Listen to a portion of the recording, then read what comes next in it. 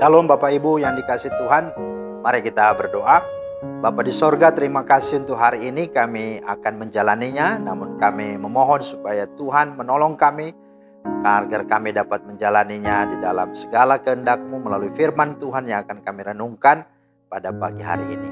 Kami rindu supaya kami bisa melakukan firman-Mu dalam sepanjang hari ini, memuliakan nama-Mu Tuhan. Dalam nama Tuhan Yesus kami berdoa. Amin. Bapak Ibu, firman Tuhan terambil dari Mazmur 37 ayat yang ketiga.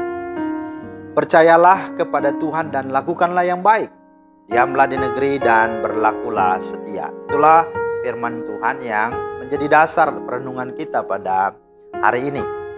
Nah, tema kita adalah berlakulah setia. Secara khusus berlakulah setia sebagai warga negara yang baik.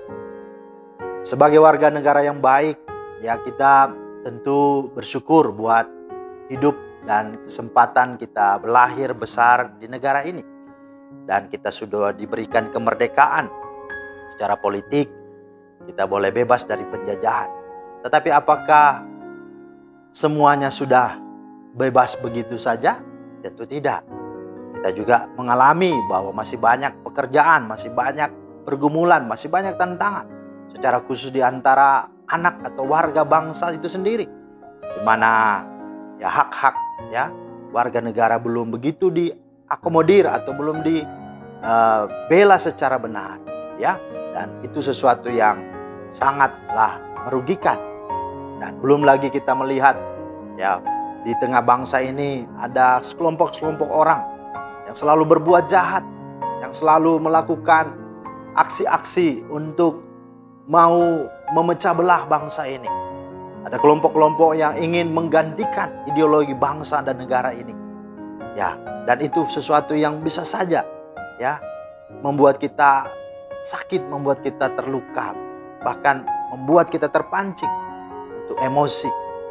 Tetapi juga kita bisa melihat bahwa adalah ketika banyak ya orang-orang yang ada di tengah bangsa ini yang punya hak untuk beribadah, hanya punya hak untuk melakukan segala kegiatan-kegiatan ya rohaninya, tetapi justru dihalangi, justru ditekan, justru ditindas.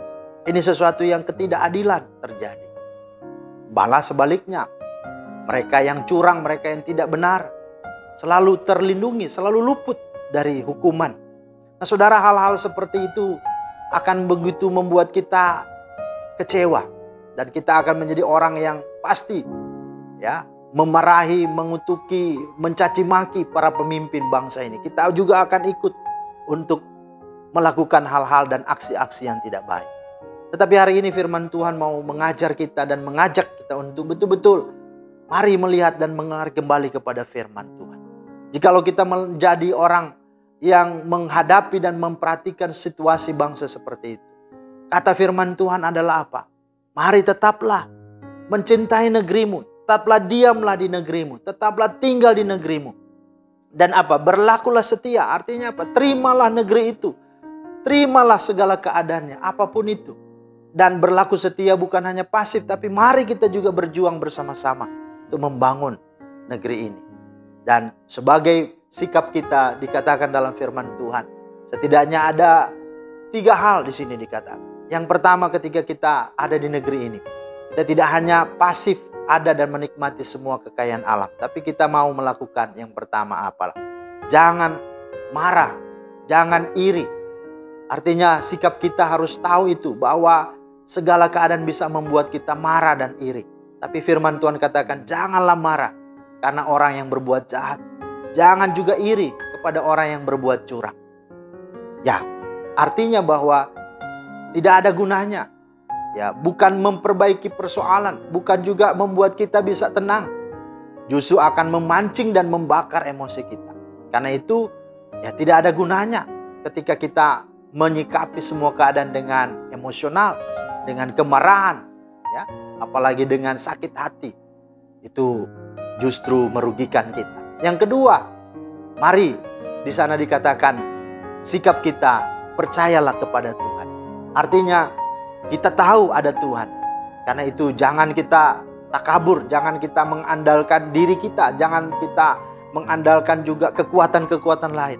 Percayalah kepada Tuhan bahwa ada Tuhan dan Tuhan turut bekerja di tengah bangsa ini. Tuhan hadir.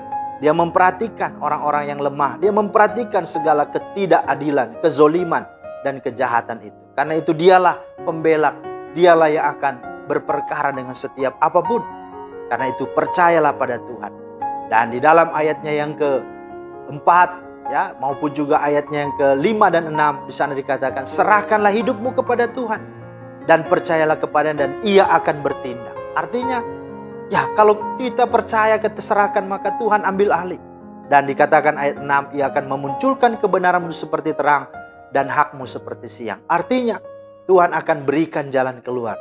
Tuhan akan berikan jawaban baik. Karena itu jangan Anda menyelesaikan masalah dengan kekuatanmu sendiri. Percayalah pada Tuhan. Dan yang ketiga, lakukanlah yang baik. Mari sebagai warga negara, mari kita berkontribusi, mari kita berpartisipasi. Kita mengisi segala kesempatan di tengah bangsa ini dengan berbuat baik. Dengan karya-karya yang baik. Dengan semua aksi-aksi yang baik. Dengan semua talenta-talenta yang bisa membangun bangsa ini. Dengan karya-karya yang baik. Kita lakukan. Sebagai pegawai negeri bekerjalah yang baik. Sebagai birokrat, teknokrat. Sebagai prajurit. Sebagai pedagang, pengusaha. Sebagai politikus, sebagai pengacara. Sebagai apapun. Mari lakukanlah yang baik. Dan pasti di sana dikatakan di dalam Yeremia 29 ayat 7. Bahwa usahakanlah kesejahteraan kota ataupun negeri atau bangsa di mana engkau tinggal. Karena kesejahteraannya adalah merupakan kesejahteraanmu. Artinya kalau kita melakukan yang baik, Tuhan juga akan menolong kita dan memakai kita. Sehingga bangsa ini boleh juga mengalami kebahagiaan, kesejahteraan, kebaikan. Maka itu artinya juga kita pun akan mendapatkan kesejahteraan itu, kebaikan dan kebahagiaan itu. Karena itu mari kerja dan usahakanlah segala sesuatu dengan baik. Sepanjang hari ini berbuatlah, berkaryalah, dan biarlah kita berlaku setia untuk mencintai bangsa negara kita dan terus memuliakan Tuhan lewat setiap karya-karya hidup kita. Tuhan Yesus memberkati dan memateraikan firman-Nya dalam hidup kita. Amin. Mari kita berdoa. Terima kasih Tuhan untuk firman-Mu.